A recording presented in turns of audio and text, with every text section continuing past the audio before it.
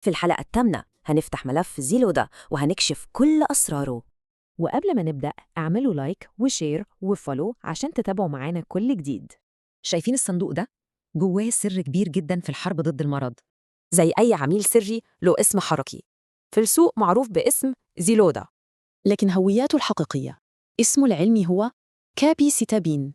بس ده مجرد غطا ذكي بيتاخد عن طريق الفم عشان ينفذ مهمته. الغطا ده بيتحول في الجسم للعميل الأخطر والأشهر ال 5FU. طيب إزاي بتشتغل المهمة دي؟ الخطة دقيقة جدا ومحسوبة بالملي. المهمة بتبدأ بجرعتين في اليوم، مرتين بالظبط.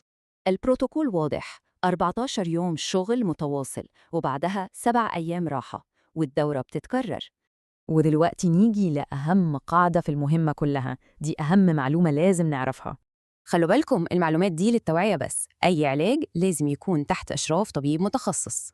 ولو عجبتكم الحلقة ما تنسوش اللايك والشير والمتابعة عشان نكشف أسرار جديدة.